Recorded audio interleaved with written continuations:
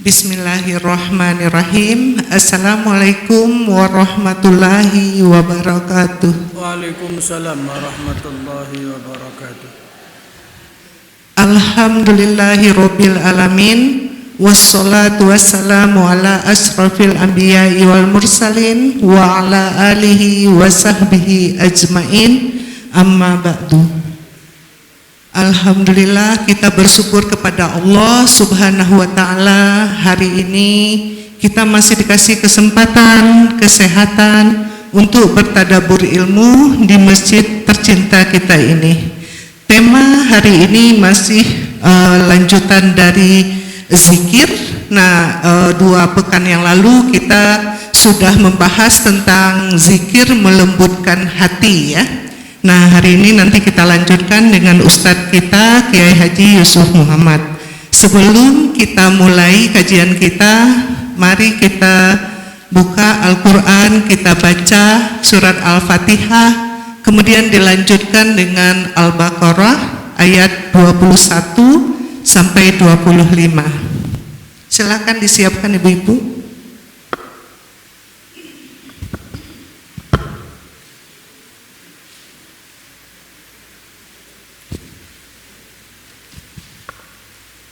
Ayo kita mulai ya Bu ya. A'udzu billahi minasyaitonir rajim.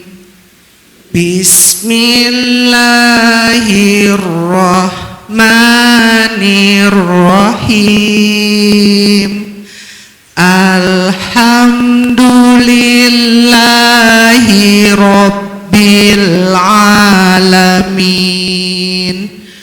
Ar-Rahmanir-Rahim. Maliki yaumiddin. Iyyaka na'budu wa iyyaka nasta'in. Ihdinas siratal mustaqim. Siratal ladzina an'amta 'alaihim ghairil maghdubi 'alaihim waladdallin. Amin. Bismillahirrahmanirrahim. Ya ayyuhan nasu budu rabbakumul ladzi khalaqakum alladzi khalaqakum walladzina min qablikum la'allakum tattaqun. Alladzi ja'ala lakumul arda firasan was-samaa'a binaa'a wa anzala minas samaa'i ma'an fa'akhraja bihi minas samarati rizqan lakum fala taj'alu lillahi andadan wa antum ta'lamun. Wa in kuntum fi raibim mimma nazzalna ala abdina ala abdina fa'tu bisuratim mim mislih wad'u syuhada'akum min dunillahi in kuntum shadiqin fa in lam taf'alu wa lan taf'alu fattaqun narallati waquduhan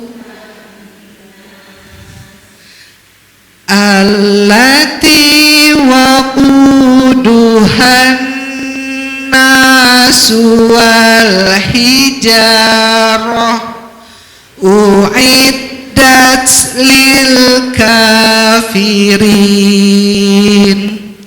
wa basyiril ladzina amanu wa amilus solihat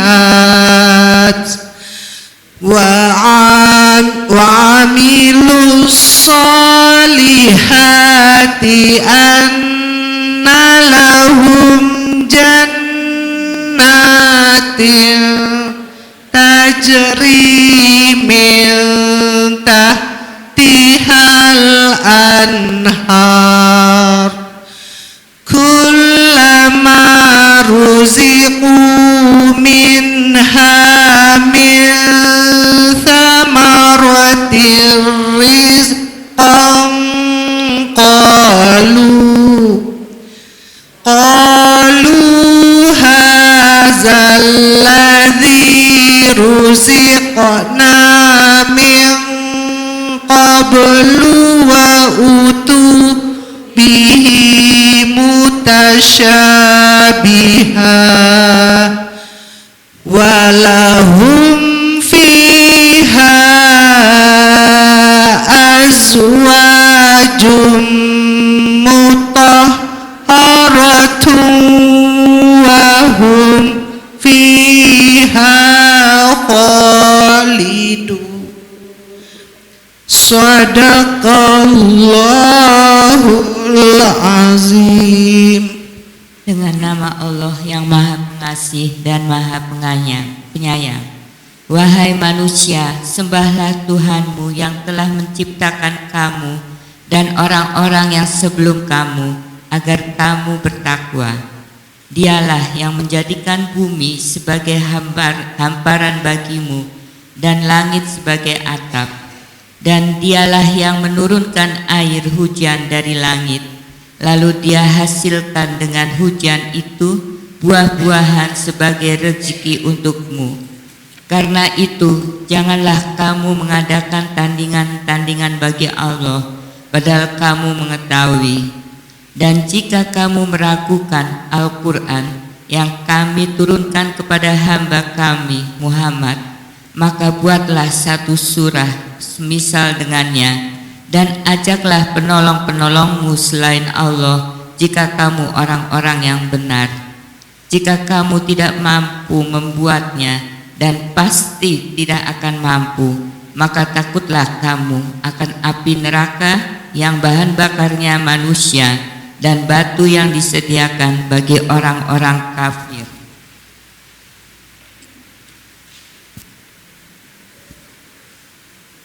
Dan sampaikanlah kabar gembira kepada orang-orang yang beriman dan berbuat kebajikan, bahwa untuk mereka disediakan surga-surga yang mengalir di bawahnya sungai-sungai. Setiap kali mereka diberi rezeki buah-buahan dari surga, mereka berkata, inilah rezeki yang diberikan kepada kami dahulu. Mereka telah diberi buah-buahan yang serupa. Dan di sana mereka memperoleh pasangan-pasangan yang suci. Mereka kekal di dalamnya. Maha benar Allah dengan segala firman-Nya. Baik. baik, kita mulai aja kajian kita dengan Ustadz. Silakan Ustadz. Bismillahirrahmanirrahim. Assalamualaikum warahmatullahi wabarakatuh. Alhamdulillahilladzi anzala al-Qur'ana hudan lil muttaqin wa arsala rasulahu rahmatan lil alamin. Salatu wa salaman ala sayyidina Muhammadin sallallahu alaihi wasallam wa ala alihi wa ashabihi wa man ittaba'ahu ila yaumiddin.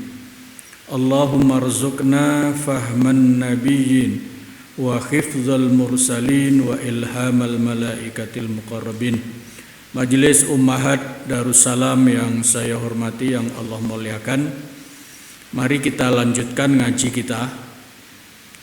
Tujuan atau hikmah berzikir la ilaha illallah.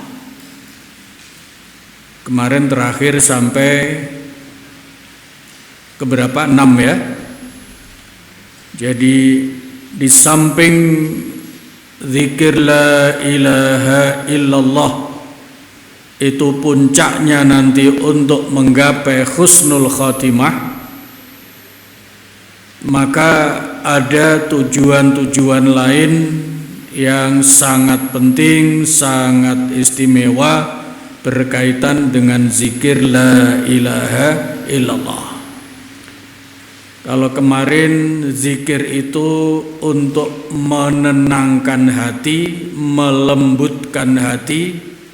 Yang ke berapa? 6 ya. Nah, yang ke-7 tujuan zikir itu adalah, nah ini yang sangat-sangat penting, untuk mengkhusyukkan kolbu. Jadi khusyuk itu letaknya di hati ya. Khusyuk itu letaknya di hati. Yang biasanya kalau ada kata-kata khusyuk itu selalu dihubungkan dengan sholat ya, selalu dihubungkan dengan sholat ya. Karena apa? Karena memang di dalam Al-Quran itu ada surat Al-Mu'minun, boleh dilihat surat Al-Mu'minun.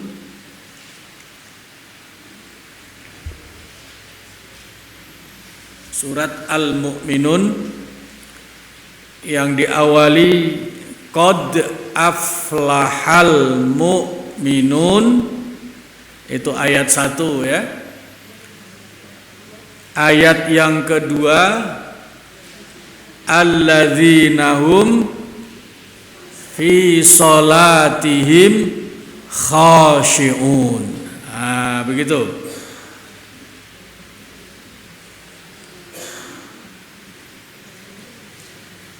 Kalau mencari Al-Quran bersama, kalau sudah ada yang ketemu boleh bunyi surat sekian, nah gitu ya, boleh bunyi biar yang lain bisa mengikuti ya.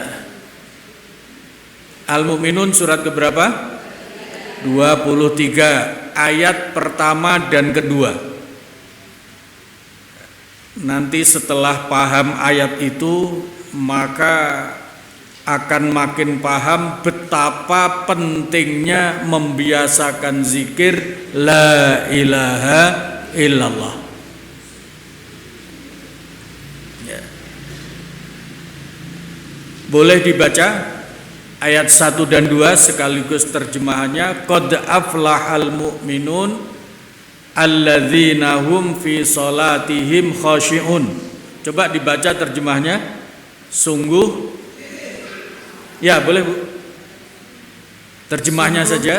Sungguh beruntung orang-orang yang beriman, yaitu orang yang khusyuk dalam sholatnya ya. Sungguh beruntung, nah begitu ya.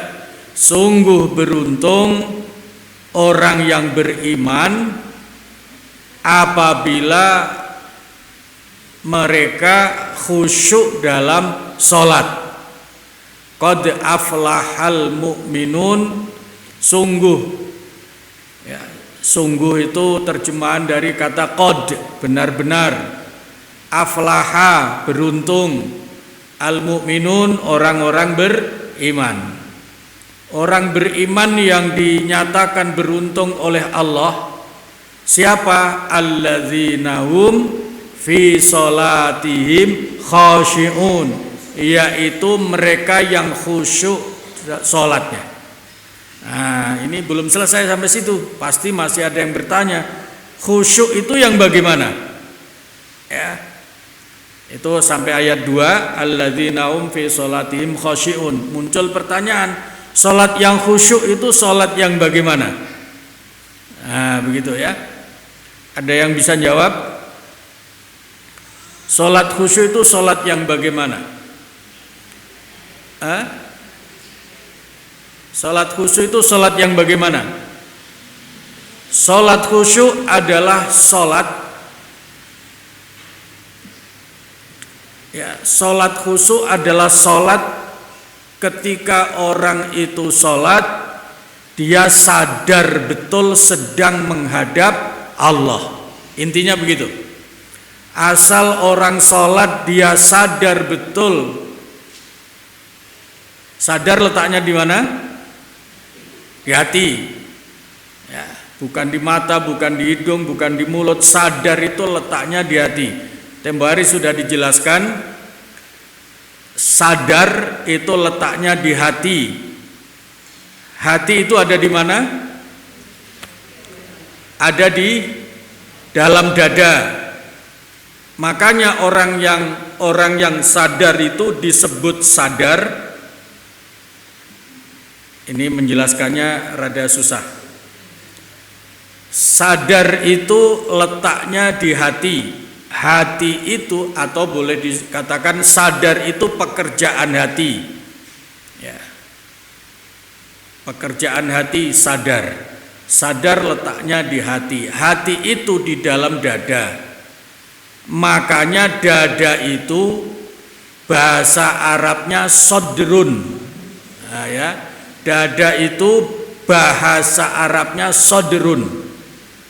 Ya.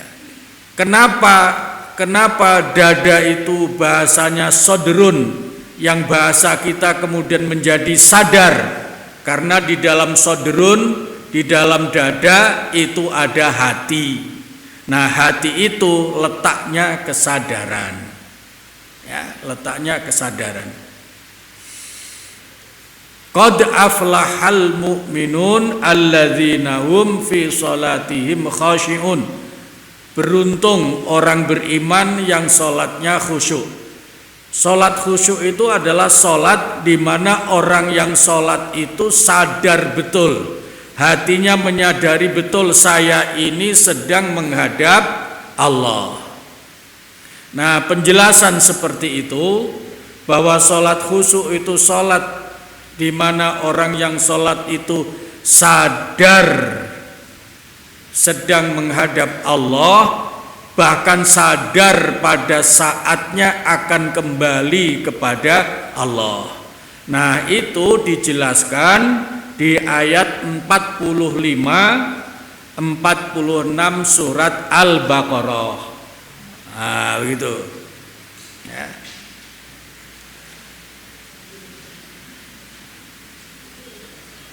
Surat Al-Baqarah ayat 45 dan 46. Dah ya? Wasta'inu boleh dibaca. Ya. Wasta'inu bis sabri was salati wa innaha lakabiratun illa alal khashiin. Boleh dibaca terjemahnya?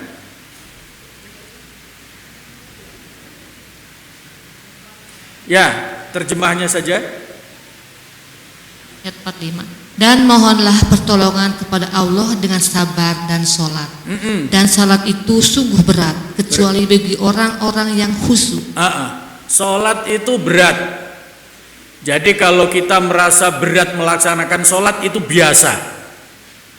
Yang luar biasa kalau merasa ringan. Nah, begitu.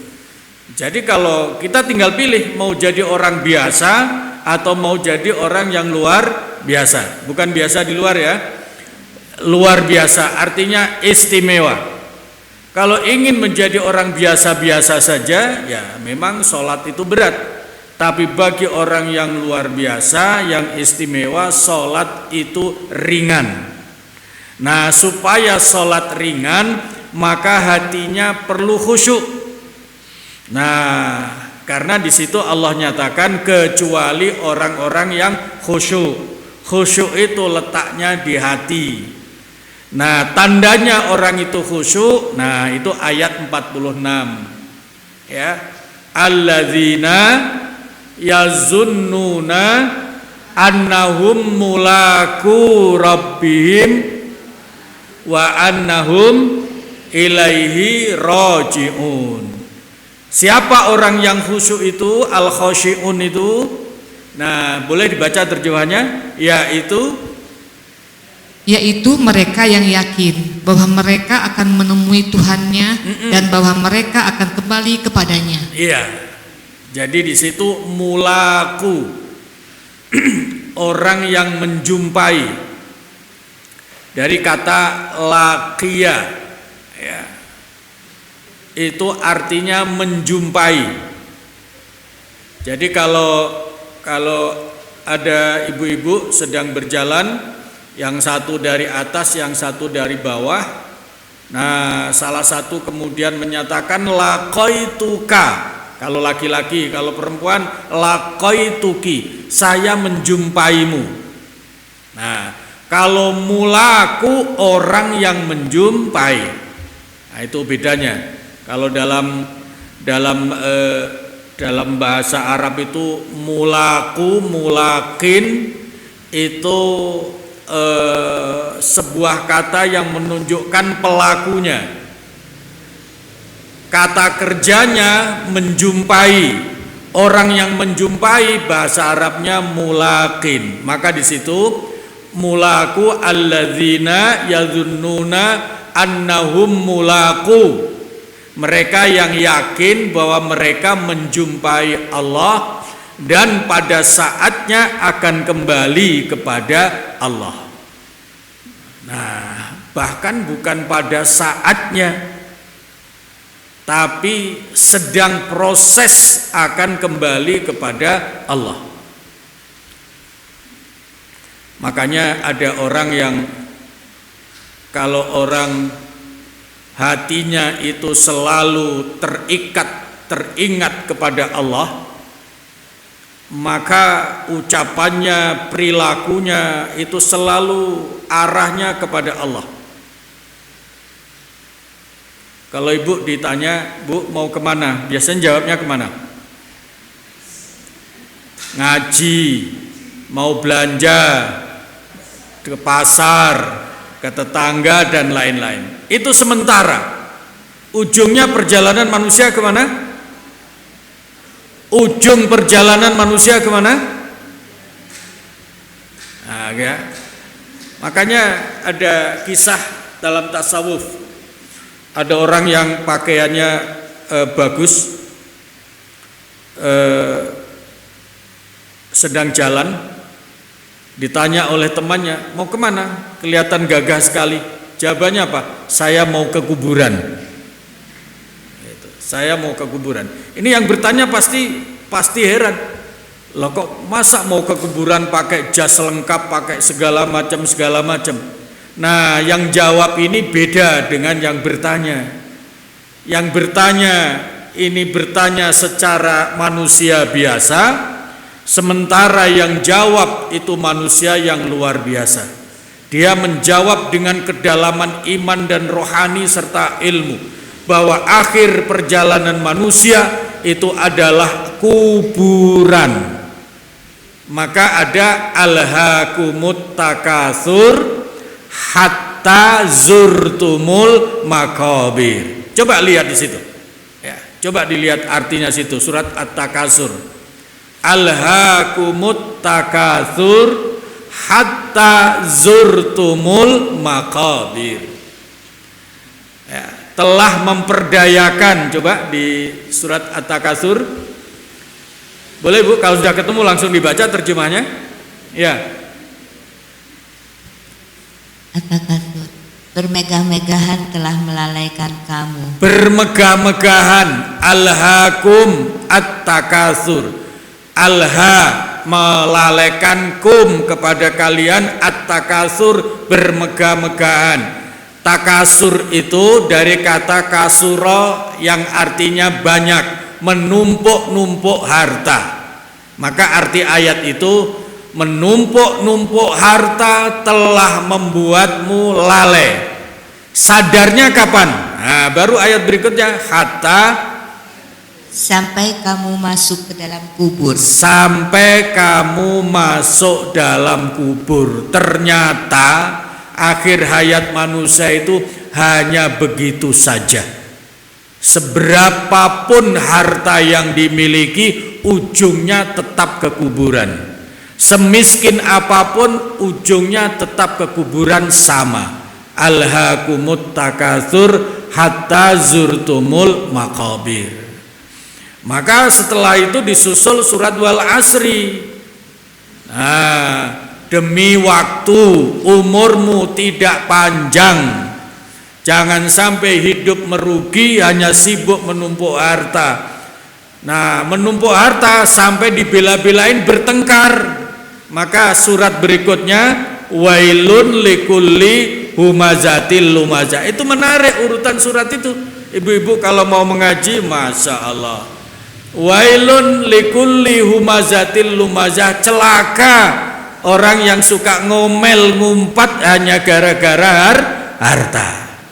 Karena apa? Harta itu halalnya dihisab, haram syubhatnya melahirkan azab. Itu boleh ditulis tuh, ya, boleh ditulis sebagai peringatan. Harta itu halalnya saja dihisab. Nah, haram syubhatnya itu mendatangkan azab, artinya siksa. Gitu. Itu halalnya saja dihisab. Makanya orang kaya itu sama-sama soleh dengan orang miskin. Ada orang kaya, kemudian ada orang miskin sama-sama soleh. Itu orang kaya masuk surganya belakangan. Ya, masuk surganya belakangan, terpaut 50.000 tahun, lebih terlambat. Ibu-ibu pernah dengar ceritanya Abdurrahman bin Auf? Ada sebagian sudah ya, nah, sebagian sudah. Sahabat Abdurrahman bin Auf itu seorang pengusaha kaya raya, ya, seorang pengusaha kaya raya. Nah, tapi suatu waktu Nabi menyatakan tadi itu, orang kaya itu masuk surganya belakangan, lebih dulu orang miskin 50.000 tahun. Nah, Nabi mengatakan termasuk Abdurrahman bin Auf tuh nanti masuk surganya bisa belakangan. Nah, kalau kita dikatakan begitu masuk surganya belakangan, jawaban kita apa, Bu? Gak apa-apa, belakangan pokoknya surga. Itu kita, karena kita bukan Abdurrahman bin Auf. Kalau Abdurrahman bin Auf beda, dia tidak mau. Saya tidak mau masuk surga belakangan, pengen masuk surga duluan. Tapi Nabi menyatakan kalau mau masuk surga duluan itu jatahnya orang miskin. Tapi kamu kan kaya. Maka sudah, itu Abdurrahman bin Auf itu sedihnya bukan main. Maka diam-diam dia mikir gimana caranya saya miskin. Nah, itu aneh kan? Memang aneh. Abdurrahman bin Auf itu satu dari 10 sahabat yang dijamin oleh Nabi masuk surga. Sudah pasti itu, karena jaminan Nabi. Nah, makanya sama-sama masuk surga, pengen tidak belakangan. Sehingga Abdurrahman bin Auf cari cara bagaimana caranya miskin. Kebetulan pada saat itu para sahabat itu sedang pergi perang dan kemudian baru datang. Dan datangnya pada saat perang itu harusnya panen kurma. Ya, saat panen malah ditinggal berangkat perang bersama Rasulullah SAW. Begitu pulang kurmanya sudah pada busuk. Padahal kurma itu adalah cadangan hidup untuk setahun ke depan. Nah, itu mereka kurma itu begitu. Sekali panen itu bisa untuk hidup setahun ke depan. Tapi begitu kurmanya busuk, maka para sahabat ini sedih. Kalau bahasa kita, waduh, ini apa yang saya untuk biaya hidup setahun ke depan? Ini kurmanya harusnya panennya bulan-bulan kemarin, tapi karena ditinggal perang, maka ketika kita pulang, kurmanya sudah busuk. Pendek kata, mereka merasa, wah, setahun ke depan bakal kelaparan ini. Nah, Abdurrahman bin Auf mendengar itu. Apa yang dia lakukan? Nah, yang dia lakukan, sahabat-sahabatku jangan sedih gara-gara kurma busuk. Kumpulkan semua kurmamu yang busuk, akan saya beli dengan harga normal. Kira-kira niatnya Abdurrahman apa? Nah, supaya kalaulah nanti kurma ini memang tidak laku, mau laku kemana kurma busuk? Tetap saja dia beli supaya hartanya berkurang jadi miskin. Itu niatnya Abdurrahman bin Auf. Nah, wah, sahabat-sahabat yang tadinya sedih menjadi gembira, menjadi senang. Kumpulkan kurma itu, mereka panen yang busuk-busuk. Kalau saya tidak punya kurma busuk, Bu, punyanya belimbing busuk, ya, ada, ya. Kurma busuk semua dikumpulkan oleh para sahabat, ya. Para sahabat dikumpulkan dan kemudian dibayar. Wah, sahabat-sahabat senang. Kurma busuk yang mestinya tidak laku dibuang, tapi ini dibayar dengan harga normal, luar biasa, ya, luar biasa. Nah, Abdurrahman bin Auf ya sudah, senang saja. Setelah itu semua dibayar, kan tinggal mikir mau dibuang kemana, karena tidak akan ada yang beli. Nah, tiba-tiba ada kafilah rombongan datang, kutruk. Ternyata apa? Mengumumkan kami adalah pedagang dari Yaman. Nah, ditanya sama Abdurrahman, kalian kesini untuk apa? Di negara Yaman sedang terjadi wabah yang hanya menurut para tabib, tahu tabib? Tabib itu dokter kalau bahasa kita, ya jadi tibbun, ada buku namanya Tibbun Nabawi, kedokteran Nabi. Jadi tabib itu bahasa Arab terjemahannya dokter. Nah, begitu ya. Apa tujuan kalian jauh-jauh ke sini?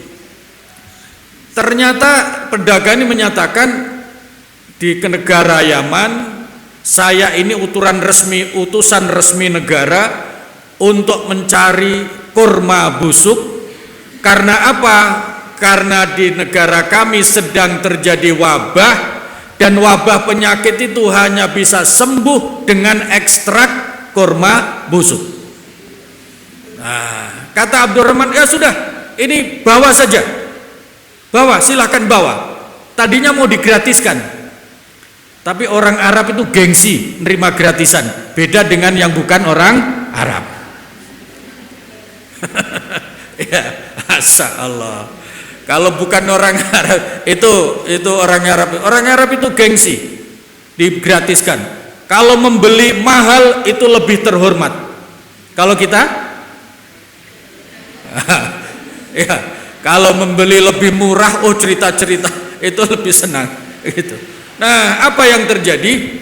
Yang terjadi adalah, ya Abdurrahman, kami tidak mau. Saya dibekali uang negara secara cukup, karena demi keselamatan penduduk Yaman kami akan beli ini kurmamu yang busuk ini. Ndak usah, silakan majanan, hold masyitu, ambil boyong semuanya sekehendakmu, majanan. Majanan itu gratis, bukan jajanan ya, majanan itu gratis. Nah, ini pelan-pelan belajar bahasa Arab. Majanan, gratis. Orang Yaman tetap tidak mau. Ya, saya minta kau tetapkan harganya. Ini pedagang Yaman. Apa kata Abdurrahman? Terserah kalian membeli, saya tidak memberikan harga. Ini supaya maksudnya Abdurrahman memang niatnya semula bukan untuk dagang. Niatnya semulanya ngurangi hartanya supaya jadi miskin untuk masuk surga lebih dulu. Tiba-tiba kurma yang busuk pun ada yang mau beli. Allah itu kalau sudah mengatur rizki itu seperti itu. Setelah tidak diberikan harga, apa pedagang Yaman? Baik, taib kalau begitu. Karena Anda tidak memberikan harga, ini demi keselamatan penduduk saya, maka kurmamu yang busuk ini saya tanya dulu, berapa kamu beli dulunya?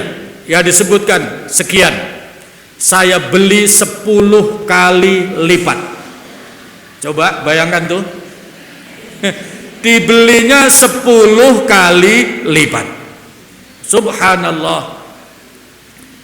Itu Allah kalau sudah memberikan rizki, orang maunya niatnya miskin, ditambah rizkinya. Ya, mau memberikan gratis, membelikan gratis, malah dibeli 10 kali lipat. Padahal kurma busuk loh. Ya, tapi karena itu maunya sudah seperti, ya sudah. Akhirnya baik kalau begitu saya terima. Nah, jadi ini Abdurrahman bin Auf ini. Saking rasa syukurnya kepada Allah, maka ketika Nabi wafat, Sayyidah Aisyah, Bu Aisyah jadi janda umur berapa? Ibu tahu? Jadi jandanya Bu Aisyah umur berapa? Umur 18 tahun. Ya, umur 18 tahun. Itu sudah menjadi janda. Ya. Karena memang tidak sempat memiliki anak dari Rasulullah sallallahu alaihi wasallam. Nah, selama hidupnya itu dibiayai oleh Abdurrahman bin Auf. Maka pantas Nabi kan bisa tahu sebelum terjadi. Maka pantas Nabi menyatakan, oh Abdurrahman bin Auf itu salah satu dari 10 orang yang dijamin masuk surga. Nah, sudah kaya di dunia, matinya masuk surga. Itulah cita-cita. Muda kaya raya, kalau tua foya-foya, wafatnya husnul khotimah, matinya masuk surga. Begitu ya. Jangan sampai mudanya miskin, tuanya sengsara. Ya, karena sengsara nggak sempat ibadah, maka matinya su'ul khotimah, na'udzubillah min dzalik. Itu sengsara yang sangat sempurna, na'udzubillah min dzalik. Makanya doanya Rabbana atina fid dunya hasanah wa fil akhirati hasanah wa qina adzabannar.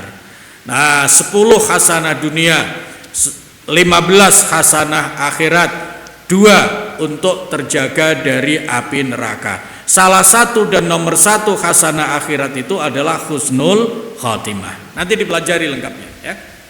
Baik, itu alladzina hum fi sholatihim khashi'un. Orang yang khusyuk itu orang yang sholat sembari hatinya sadar, saya ini sedang menghadap Allah. Bahkan saat ini proses menghadap Allah. Tadi itu perjalanan manusia kan ujungnya ke sana. Apapun jabatannya, kaya maupun miskin, bodoh maupun pinter, rakyat maupun pejabat, semua ujung perjalanannya hatta zurtumul maqabir, pasti berakhir di kuburan. Nah, ini orang yang sadar, punya ilmu dan iman. Tapi bagi orang yang nggak sampai ke sana, itu akan heran kalau ditanya, Bu mau kemana? Mau ke kuburan. Itu pasti yang nanya ini heran, kok ke kuburan? Padahal itu jawaban yang hakikatnya manusia, perjalanan akhir pasti ke kuburan. Pasti, nggak boleh tidak. Ya, nggak boleh tidak. Kubur itu bukan gundukan loh Bu ya. Kubur itu alam. Makanya kalau ada manusia naik pesawat jatuh kemudian hilang, itu juga bukan berarti tidak di alam kubur, tetap saja mereka mengalami namanya alam kubur. Wa mi waraihim barzakhun ila yaumi yub'atsun. Jadi antara kehidupan dunia sampai hari kiamat itu ada namanya alam barzah. Makanya perjalanan manusia itu melalui beberapa tahap. Sebelum lahir ada dua alam ya. Ada namanya alam ruh sama alam rahim. Alam ruh tidak ada yang tahu kecuali Allah berapa ribu tahun lamanya. Karena apa? Karena dunia seisinya itu ya, itu 50.000 tahun sebelum diciptakan itu sudah Allah tulis lebih dulu di Lauhil Mahfuz, di Arsy. Akan terjadi segala apapun sudah dituliskan fi Lauhim Mahfuz ya. Nah, itu dua alam. Kemudian lahir ada alam dunia ya, alam yang ketiga. Nah, akhir dari dunia itu nanti adalah akan masuk namanya alam akhirat. Alam akhirat pintu gerbangnya kematian. Nah, kata Rasulullah, sabda Nabi, al-mautu babul akhirah. Kematian itu adalah pintu gerbangnya, pintu besarnya, pintu masuknya akhirat. Ibu-ibu kalau pulang dari ngaji atau pulang dari bepergian membuka pintu besar, kalau pintu sudah kebuka, apa yang terlihat rumah? Dalam rumah semua kelihatan, kamar kelihatan, ini kelihatan, itu kelihatan, semua kelihatan. Begitu juga kalau orang sudah menjelang wafat, sudah wafat, semua alam akhirat dia sudah tahu. Nah, sudah tahu ya. Setelah orang itu wafat sebagai pintu gerbang akhirat, maka akan mengalami 5 etape. Apa itu etape? Etape itu ya etape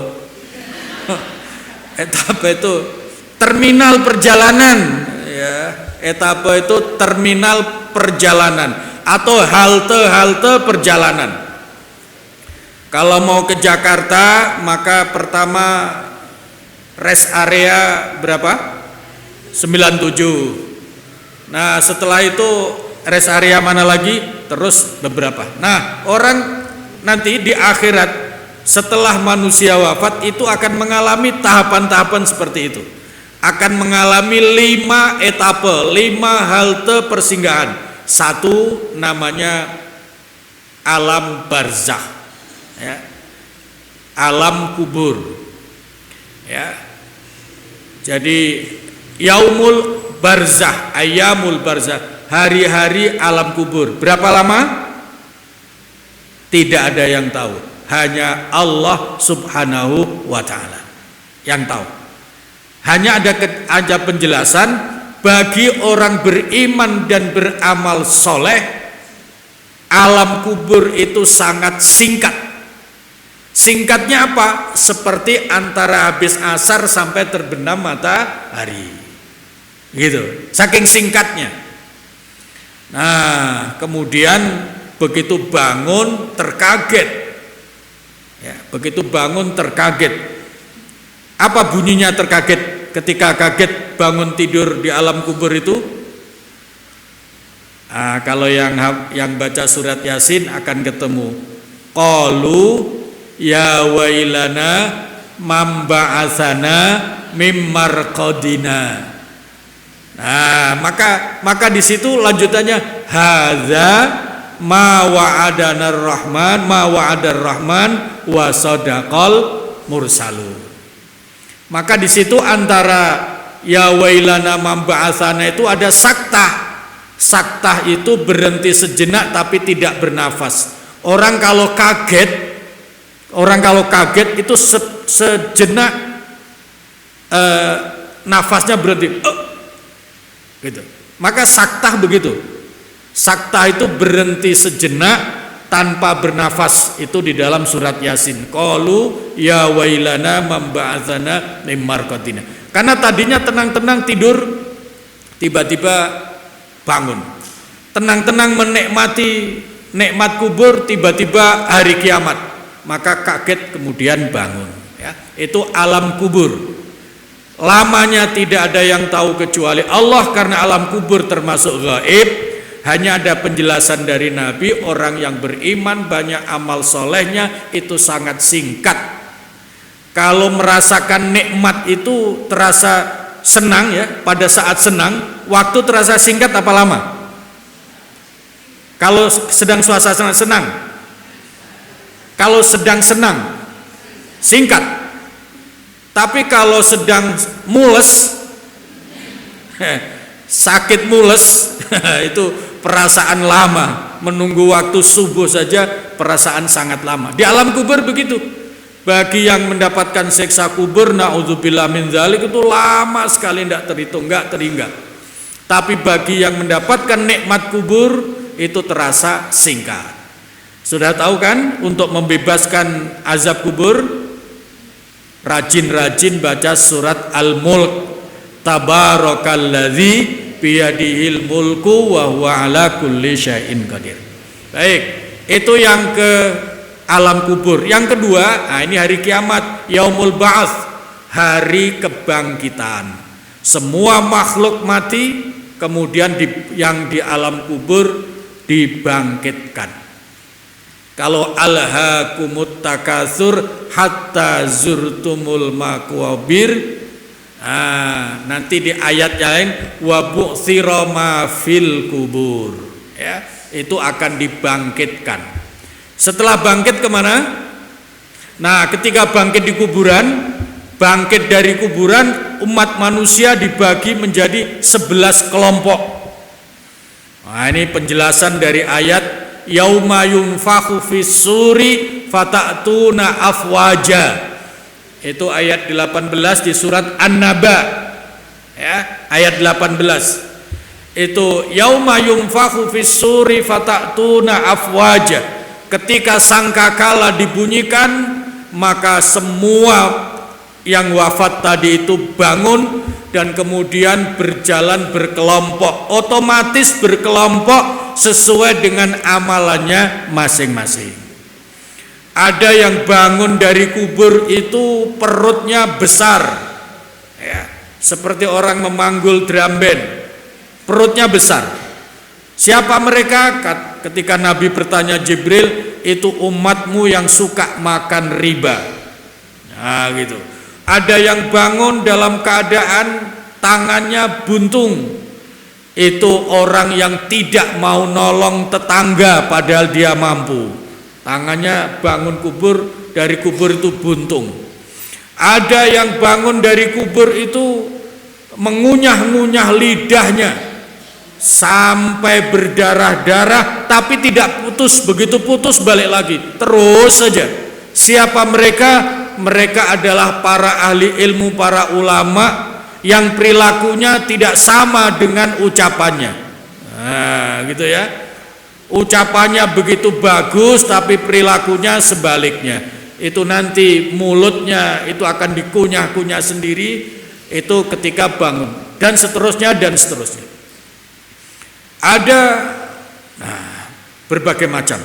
Nah, kelompok yang ke-11 itu kelompok yang bangun dari kubur, wajahnya bening cemerlang.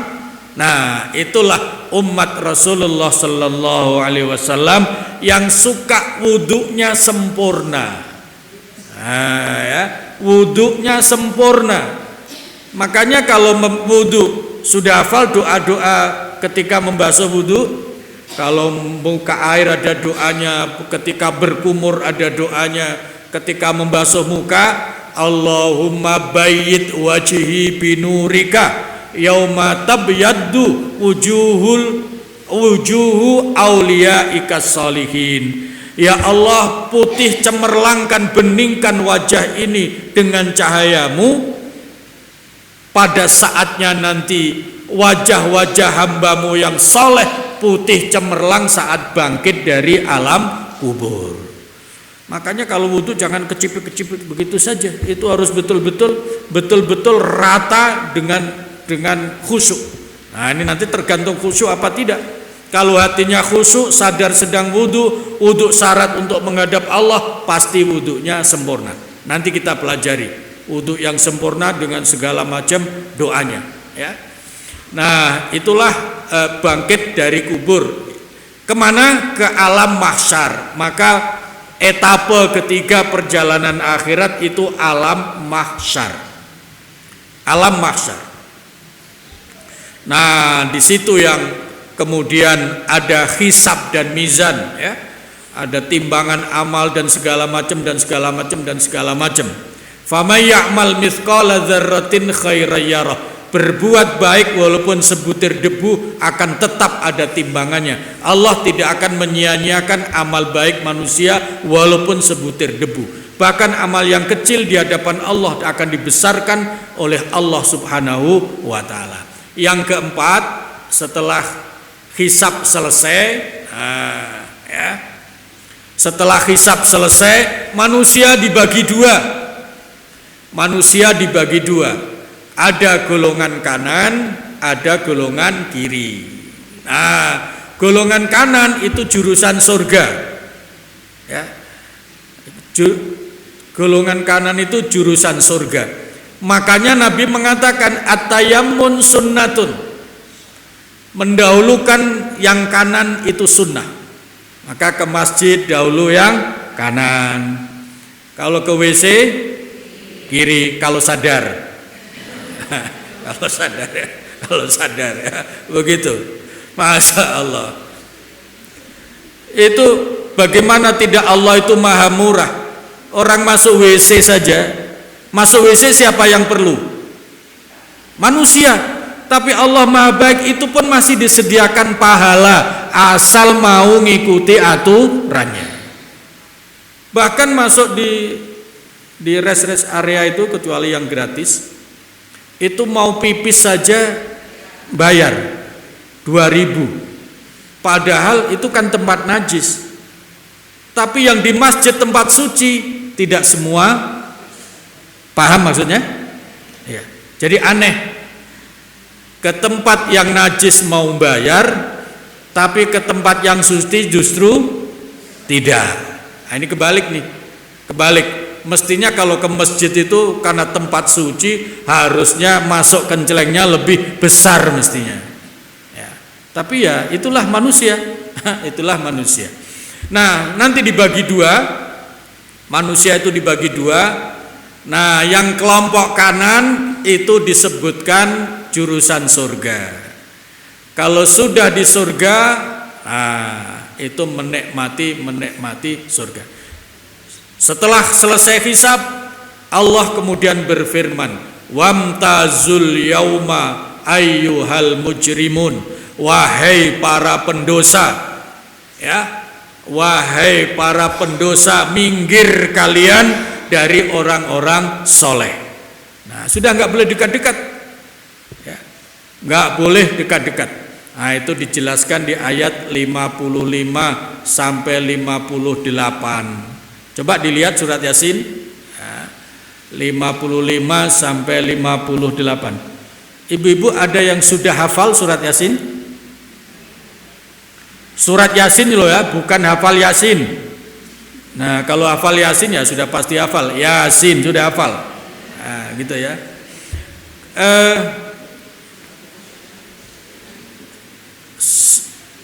Surat Yasin surat keberapa?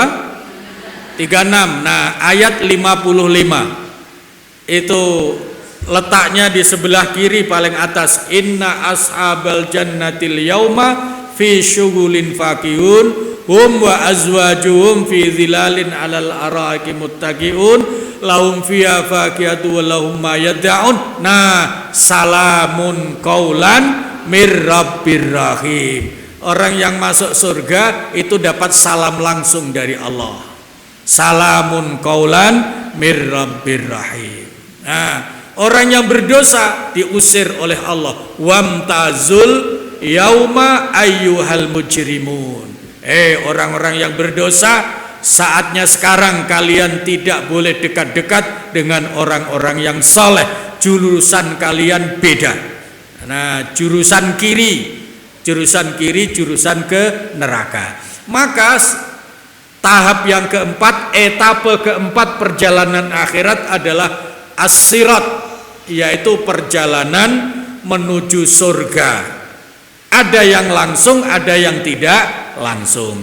Yang langsung ada yang cepat, ada yang lemot, tergantung amalnya. Yang tidak langsung pasti mampir dulu ke neraka, pasti, ya pasti. Nah, ya, makanya tadi qad aflahal mu'minun alladzina hum fi salatihim khashi'un. Betul-betul beruntung orang yang sholatnya khusyuk. Nah, orang yang sholatnya khusyuk itu orang yang betul-betul menjaga sholatnya. Nah, ini perjalanan siratal mustaqim itu ya, fi yaumin kana miqdaruhu alfasanah. Satu hari perjalanan akhirat itu sama dengan 1000 tahun dunia. Nah, nanti kalau tadarusnya sampai surat As-Sajdah, Alif Lam Mim Tanzilul Kitabil La Raiba Fihi Mir Rabbil Alamin, nanti akan ketemu ya, alfi sanatim mimma ta'udun. Hari akhirat itu satu hari sama dengan 1000 tahun dunia. Nah, tapi bagi orang yang sholatnya khusyuk, menjaga sholatnya, itu luar biasa. Itu perjalanannya kalbarki, secepat kilat. Ya, secepat kilat. Nah, bagi yang golongan ke neraka, itu perjalanannya lumayan sulit. Ini kebalikan di dunia. Di dunia kalau orang diajak ibadah itu susah. Tapi kalau berbuat dosa itu mudah. Nah, nanti di akhirat kebalik. Orang yang susah menjalani ibadah di dunia, bersusah payah karena menjalani ibadah, maka di akhiratnya akan mudah melewati siratal mustaqim menuju surga. Bagi orang yang di dunianya itu mudah melakukan dosa, maka dia sangat sulit perjalanan akhiratnya. Itu kebalik ya. Makanya ada hadis Nabi, hal-hal yang sifatnya kebaikan karena jurusan surga itu biasanya diliputi suasana tidak enak, tidak betah, tidak nyaman. Itu biasanya begitu.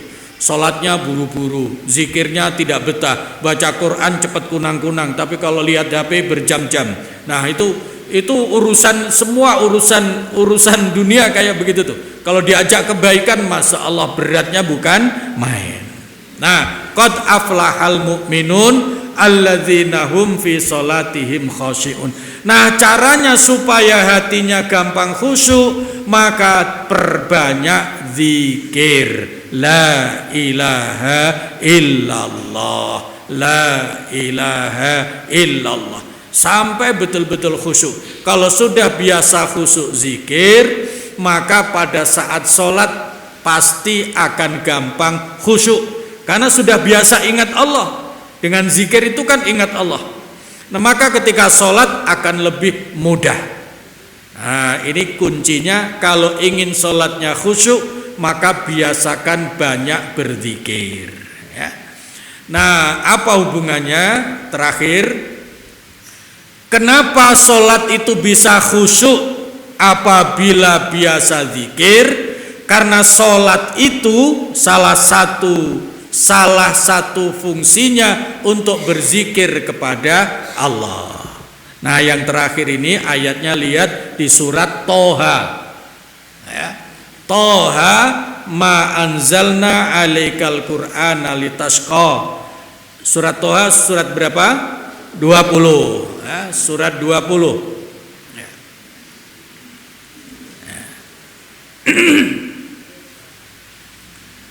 Innani anallahu la ilaha illa ana fa'budni wa aqimis sholata li dzikri. Itu ayat 14 ya, ayat 14. Innani anallahu, betul ya, la ilaha illa ana fa'budni wa aqimis sholata li dzikri. Perhatikan kalimatnya, innani anallahu, sesungguhnya aku ini adalah Allah. La ilaha illa ana itu sama dengan la ilaha illallah. Cuman di situ karena Allah yang berfirman langsung, jadi bunyinya la ilaha illa ana, tidak ada Tuhan kecuali aku. Nah, kita mengucapkannya la ilaha illallah. Nah, fa'budni wa aqimis sholata li dzikri, maka beribadahlah, sembahlah aku dan tegakkan sholat untuk mengingatku. Nah, zikir. Maka kalau orang biasa zikir, maka sholatnya akan khusyuk karena dia sudah biasa mengingat Allah. Sholat khusyuk adalah sholat ketika sholat sadar betul saya sedang menghadap Allah dan pada saatnya akan kembali kepada Allah subhanahu wa ta'ala. Maka mulainya Allahu Akbar, akhirnya Assalamu alaikum. Kenapa akhirnya salam? Karena surga itu Darussalam ya, Darussalam itu nama dari surga, artinya rumah keselamatan. Karena ibu-ibu ngajinya di Darussalam, insya Allah ujungnya juga akan ke Darussalam. Nah, itu yang kita harapkan ya, yang kita harapkan. Apalagi ngajinya kita membahas husnul khotimah, membahas la ilaha illallah. Nanti yang ke-15 atau yang ke-14 itu ujungnya orang yang ada kalimat la ilaha illallah dalam hatinya pasti akan selamat dari neraka dan menuju Darussalam. Ya, itu yang ke-7. Nanti yang ke-8, ini tidak kalah pentingnya. Kalau ke-7 tujuan zikir untuk mengkhusyukkan hati. Kalau ke-8 nanti untuk membentengi diri dari godaan setan. Ya, membentengi diri dari godaan setan. Itu nanti kita bahas pada pertemuan yang akan datang. Baik, itu saja, sudah jam 7. Nah, ngajinya cukup sampai di sini. Mudah-mudahan yang sedikit-sedikit ini jadi ilmu bagi kita. Yang paling penting setelah tahu, oh begitu, ternyata zikir itu. Zikirnya mudah, la ilaha illallah sudah bisa, tinggal kita istiqomahkan dengan diperbanyak. Ya, ya. Paling tidak setiap habis sholat, ya. Di samping itu setiap kesempatan sambil jalan dan segala macam la ilaha illallah. Yang suka olahraga bisa sambil olahraga, la ilaha illallah, la ilaha illallah. Itu luar biasa. Nanti fisiknya sehat, batinnya sehat. Kalau berjalan begitu juga. Daripada berjalan sambil pikirannya kemana-mana, mendingan kakinya dihitung sambil zikir, la ilaha illallah, la ilaha illallah. Nah, itu nanti dalam keadaan apapun, satu saat Allah panggil pasti dalam keadaan la ilaha illallah. Itu namanya husnul khatimah. Allahumma anfa'na bima 'allamtana wa 'allimna ma yanfa'una wa zidna ilma. Alhamdulillahi ala kulli hal wa na'udzu billahi min hali ahlin nar.